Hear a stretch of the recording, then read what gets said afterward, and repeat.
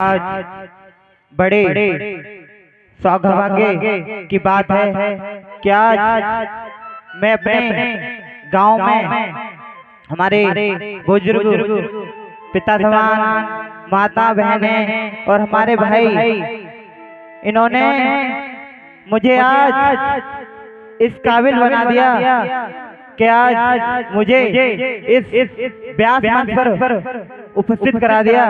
ये सभी जो हमारे पिता भाई बहन सभी को मैं हाथ जोड़कर प्रणाम करता हूँ। बोलिए गोविंद भगवान की जय। आज श्रीमद् भागवत प्रथम दिवस, तो आइए चलते हैं। सच्चिदानंद रूपाय विशोधपति दिहे तवे तापत विनाशाय श्री कृष्णं वयं नमः। तो सत्य चित्त आनंद कहते हैं कि पता सबको है सत्य क्या है, लेकिन मानता कोई भी नहीं है। जैसे ये खाना ये पीना ये सत्य नहीं है, सबको पता है, लेकिन पता होते भी आदमी करता नहीं है। सबको पता है जब मर जाते हैं तो क्या साथ जाता है, क्या साथ जाता है मास्टर जी? अच्छा इब्राहिम, केवल राम नाम ही सत्य जाता है, राम का नाम ही साथ जाता है और कुछ भी नहीं जाता साथ में। लेकिन जब इंसान मर जाता है ना, जब लेके जाते हैं अर्थी को, तो क्या बोलते हैं? राम नाम सत्य है, वो ही सत्य है और इस संसार में कुछ भी सत्य नहीं है। और कहते हैं सत्य चित्त। अब चित्त माने क्या है? चित्त माने प्रकाश। प्रकाश जैसे दिया होता है ना, तो हम जैसे रात्रि को जलाते हैं घर पे, तो चारों ओर उजियारा करता है, अपने नीचे अंधेरा रहता है। तो इसलिए जो हमारे माता पिता हैं, है ना, वो जैसे बड़े हैं तो उनको पता है वो कहाँ से कर रहे हैं, क्या कर रहे हैं, नहीं कर रहे हैं, पर हमारा पेट पाल रहे हैं। लेकिन जब वही बच्चे बड़े हो जाते हैं ना, पता क्या करते हैं? सौरभ भाई कहाँ ध्यान है? पता क्या कहते हैं? आपने हमारे लिए किया क्या है? यही है, बुराता है आनंद। जो आनंद सिद्ध सुख राशि, जो आनंद सिद्ध सुख राशि करे तो लोग सुपासी। आनंद जो है ना, ये नहीं है कि वहां गए वो पार्टी, इधर हमने तो आज पनीर बनाया है, ये नहीं है। आनंद पूरा आनंद आ गया, आज हम पार्टी में गए थे, आनंद आ गया भैया, वो आनंद नहीं है। आनंद जो है ना, परमात्मा का नाम ही आनंद है। कहते हैं कि पूरी दुनिया में घूम जाओ, आनंद वहां नहीं है। संकीर्तन भगवान का भजन, वही उसमें ही आनंद है। कहते हैं ना, जिस भजन में राम का नाम न हो, जिस भजन में राम का नाम न हो, उस भजन को गाना चाहिए। इसलिए कहते हैं भैया काम करो थोड़ा थोड़ा सभी, लेकिन 5 मिनट भगवान का शाम को कम से कम नाम तो लिया करो। जैसे राधे, जय श्री राम। बोलिए गोविंद भगवान की जय।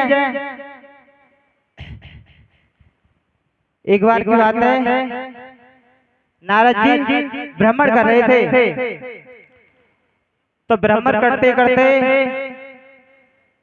उन्होंने एक दृश्य को देखा। क्या देखा? कि एक वृंदावन में यमुना के किनारे एक औरत बैठी हुई थी और उसके पास दो अचेत अवस्था में पुरुष पड़े हुए थे। जैसे ही नारद जी उधर होकर जाने लगे तो ये दरअसल जो माता जी थे उन्होंने देखा तो नारद जी जाने लगे तो उन्होंने बोला, हे देव ऋषि नारद, कहाँ जा रहे हो? देव ऋषि नारद पास में आए, बोले, हे देवी, आप कौन हैं और आपके पास ये जो जिस अवस्था में पड़े हुए हैं ये कौन है? हे देवी नारद, मैं भक्ति हूँ, मैं भक्ति हूँ, और ये जो मेरे पास में पड़े हुए हैं ये मेरे बेटे हैं, ज्ञान और वैराग्य। अच्छा, ये ज्ञान और वैराग्य हैं। हे नारद, जब मैं वृंदावन में आई थी तो मुझ पर बुढ़ापा था और मेरे जो दोनों पुत्र हैं ये जवान थे, यंग थे। नारद कहने लगे, फिर क्या हुआ देवी कि यहाँ पे कोई ज्ञान और वैराग्य को मानता नहीं है? क्या नारद, फिर हे नारद, आप कोई उपाय बताइए।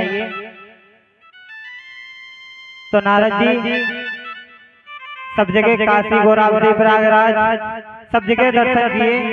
उन्होंने सब जगह का वहाँ वो करा मंत्र, तो कुछ भी फायदा नहीं हुआ। तो नारद जी उदास होने लगे तो बोले, हे देवी, मैं आपको कुछ दिन में आपके पास आकर आपको बताऊंगा।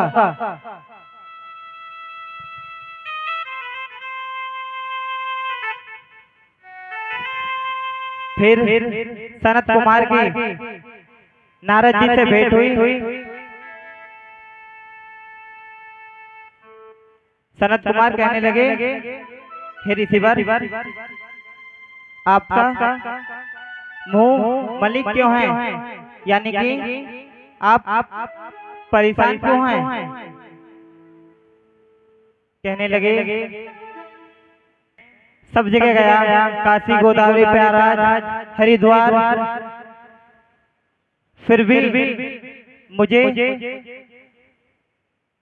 ऐसा उपाय नहीं मिला जो धरती के लिए, जो नर नारी पुरुषों के लिए कामयाब हो, या कुछ इस धरती पे कलयुग आ चुका है, इसलिए